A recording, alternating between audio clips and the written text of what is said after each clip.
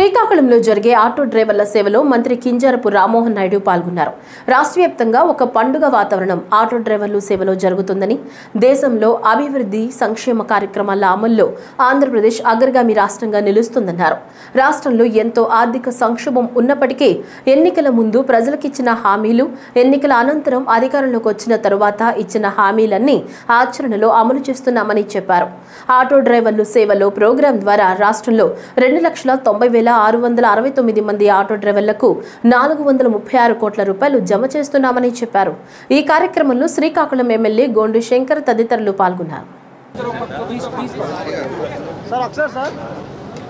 మిమ్మల్ని ఇబ్బంది పెట్టడానికి, మిమ్మల్ని రెచ్చగొట్టడానికి కొన్ని మాటలు చెప్తున్నారు, కానీ మీకు మాత్రం ఈ ప్రభుత్వం ఎల్లప్పుడూ అండగా ఉంటుంది. ఆ విషయం ఎవ్వరు కూడా మర్చిపోవద్దని ఆటో డ్రైవర్లకి మళ్ళీ సభాముఖంగా తెలియజేసుకుంటున్నాను.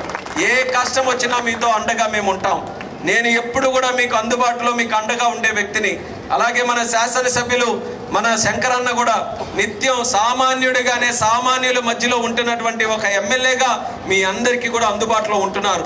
కాబట్టి ఎవ్వరూ కూడా భయపడాల్సినటువంటి అవసరం లేదు. వ్యక్తిగతంగా కానీ మీ అసోసియేషన్ పరంగా కానీ ఎటువంటి సమస్యలు అధికారుల దగ్గరైనా పోలీసుల దగ్గరైనా ఎవరి దగ్గరైనా చేసి మీకు సమస్యలు వస్తే ధైర్యంగా మీరు చెప్పండి.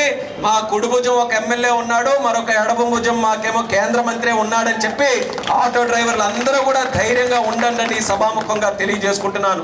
మీ అందరి తాలూకా సంక్షేమం మా బాధ్యతగా తీసుకొని ఈరోజు ఈ కార్యక్రమం చేస్తున్నాం. ఇప్పుడే ఇన్ఛార్జ్ మినిస్టర్ గారు కూడా చెప్పారు, ఒక 1,200 మంది ఇంకా రాలేదన్నటువంటి వాళ్ళు ఉన్నారని. వాళ్ళు కూడా మళ్ళీ అప్లై చేసుకోవచ్చు. వాళ్ళది కూడా మళ్ళీ వెరిఫికేషన్ చేసి అన్నీ బాగుంటే తప్పకుండా వాళ్ళందరికీ కూడా ఈ యొక్క పథకం అందించే విధంగా చర్యలు కూడా మేము తీసుకుంటాం. ఎవరికి ఇవ్వకూడదు అన్నటువంటి మాట ఎక్కడా కూడా లేదు. ఎంతమందికి అవకాశం ఉంటే అంతమందికి కూడా ఇవ్వాలనే ఆలోచనతోనే ఈ పథకాన్ని కూడా అమలు చేస్తున్నాం.